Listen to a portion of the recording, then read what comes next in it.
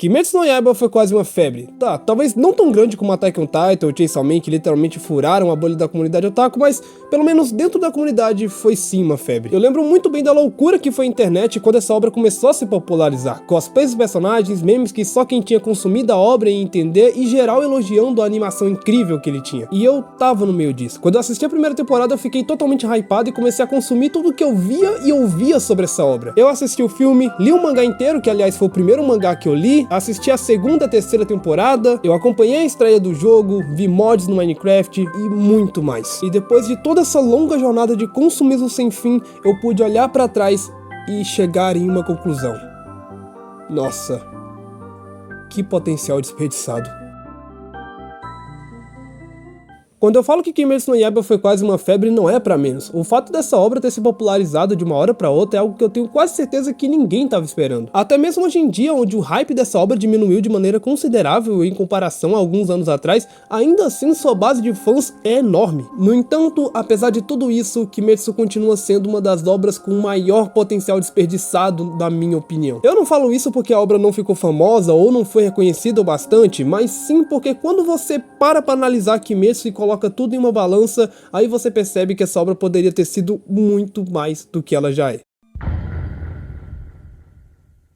O primeiro episódio de Kimetsu nos apresenta o protagonista chamado Tanjiro Kamado, que vive uma vida humilde nas montanhas com sua família. No dia em questão, Tanjiro acaba indo vender carvão em um vilarejo próximo e como na volta já era noite, ele acaba sendo convidado por um senhor a passar a noite em uma cabana próxima. No dia seguinte, quando ele volta para casa, ele se depara com toda a sua família morta, com exceção da Nezuko, sua irmã mais velha, que ainda estava respirando. Ele decide levar ela até o vilarejo do início do episódio, mas no caminho ela acorda e ataca o Tanjiro. Nezuko agora é um Oni. Eu tenho um sério problema com esse início de Kimetsu. Isso porque a obra joga constantemente na sua cara como essa família é feliz, tudo para que você se impacte com a morte deles. Tanjiro tem uma cacetada de irmãos além da sua mãe e tudo sobre eles é resumido em uma família feliz. Se a autora de Kimetsu se desse ao trabalho de criar apenas um único personagem e desenvolver ele, a morte dele no final do episódio teria sido muito mais impactante. A impressão que fica é que a autora criou esse monte de personagens só pra você se impressionar com a quantidade de pessoas mortas no primeiro episódio. No geral, vocês vão perceber ao longo desse vídeo que Kimetsu tem um sério problema com o desenvolvimento, mas sobre isso eu falo mais tarde. No mundo de Kimetsu existem os Onis, criaturas humanoides praticamente imortais que se regeneram não importa o quanto você os machuque e que comem carne humana. A única forma de eliminar esses bichos é expondo eles à luz do sol, e é nisso que a Nezuko se transforma, mas por algum motivo ela acaba conseguindo suprimir seus instintos e não atacar os outros. Eles acabam sendo interceptados por Tomioka, um membro da mais alta patente do esquadrão de caçadores de Oni, onde após um breve confronto ele acaba se convencendo de que a Nezuko é diferente dos demais Onis e acaba mandando eles viajarem em direção a Orokudaki, para que Tanjiro se tornasse forte para que ele pudesse se tornar um caçador de Onis. E dessa forma, Tanjiro parte em uma jornada para encontrar uma forma de fazer a Nezuko ser humana novamente. O motivo que me fez acompanhar Kimetsu inicialmente é justamente a forma como a primeira temporada se desenrola, com os personagens principais tendo que investigar acontecimentos e locais para então descobrir quem é o Oni da vez e por fim eliminá-lo. Eu gosto pra caramba desse estilo pique Dororo, Samurai Champloo, isso acaba por se perder a partir da segunda temporada, mas ainda assim é um estilo que eu gosto muito.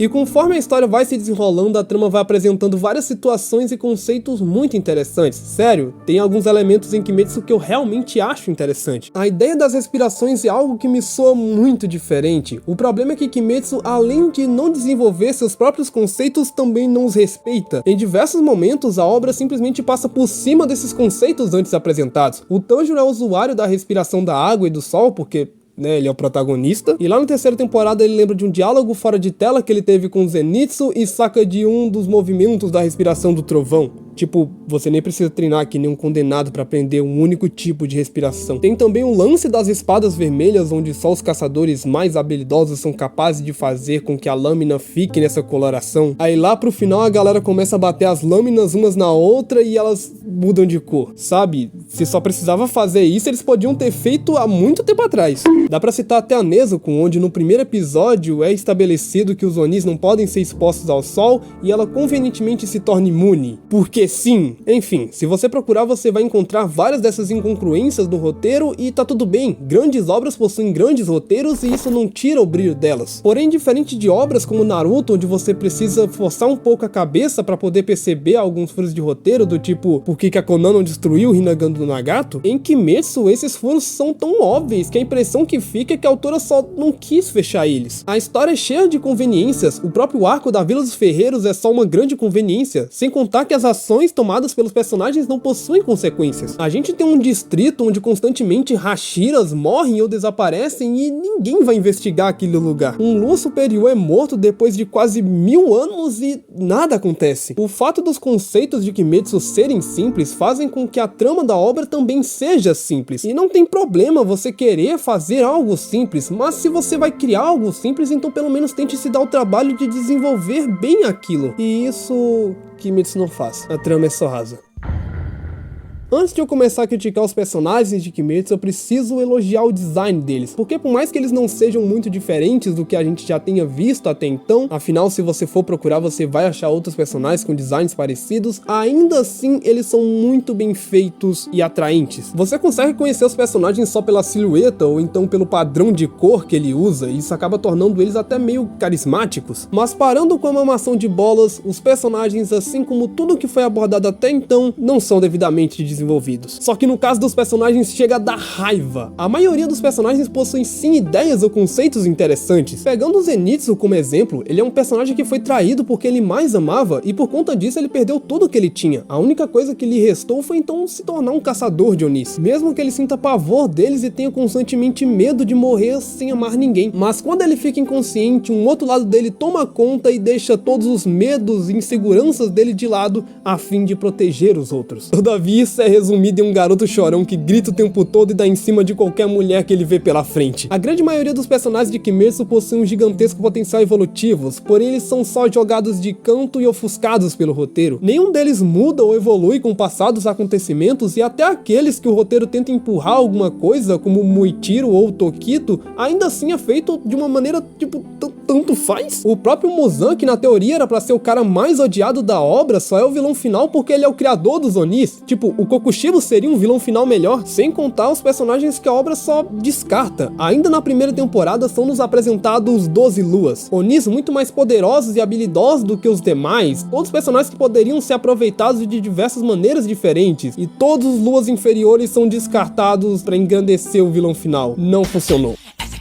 E tem esses dois merdas aqui que eu não vou nem me dar o trabalho de tentar lembrar o nome deles. E se você me falar que eles foram bem trabalhados e utilizados, eu sugiro que você vá se tratar. O estranho disso tudo é que no meio de todos esses personagens com grande potencial, porém mal aproveitados, nós temos o Akaza. Ele é um dos poucos personagens que foram desenvolvidos de maneira minimamente decente e ele, ao contrário da maioria, funciona. Sei lá, parece que a autora só não quis trabalhar os personagens.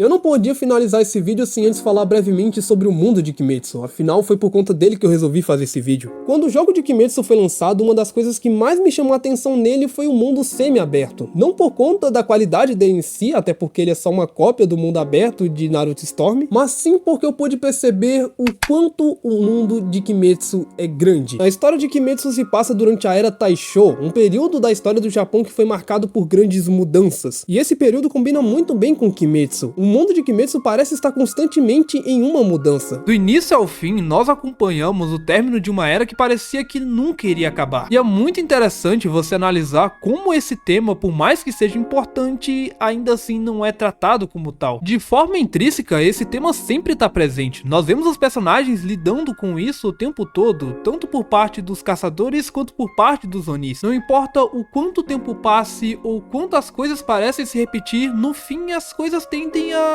mudar. Quando você para pra analisar esses detalhes, você percebe o quanto o mundo de Kimetsu é grande e poderia ter sido muito melhor utilizado. Entretanto, não existe nada sobre o universo de Kimetsu que é muito bem explicado ou estabelecido. Culturas, tradições, leis são coisas que nem sequer são pontuadas e deixadas de lado durante toda a obra. Isso pra mim é estranho. Eu não consigo entender como que alguém consegue criar um mundo tão interessante e em seguida abandoná-lo.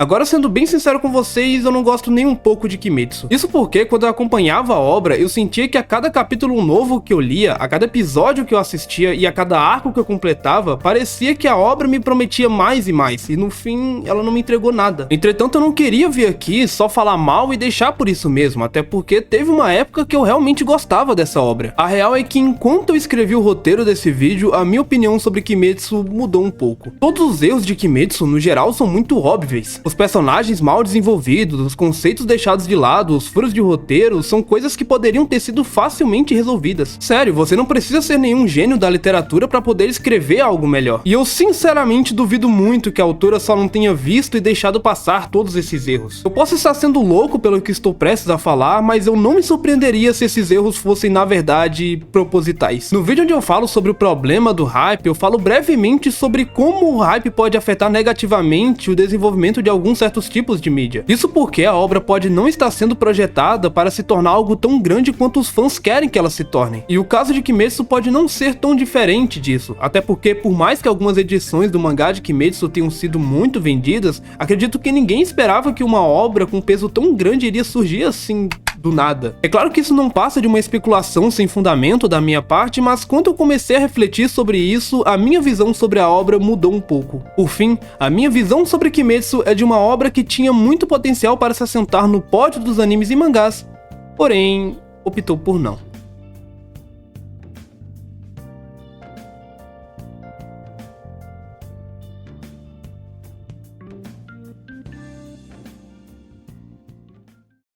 Bom, é isso, eu espero que vocês tenham gostado do vídeo. Se gostou, deixe seu like e se inscreve no canal, vai me ajudar bastante. Eu sei que eu tô parado já faz um tempo, inclusive nesse meu tempo o canal foi hackeado, mas eu prometo que eu tô voltando. Bom, é isso, muito obrigado a todos, valeu, falou e fui.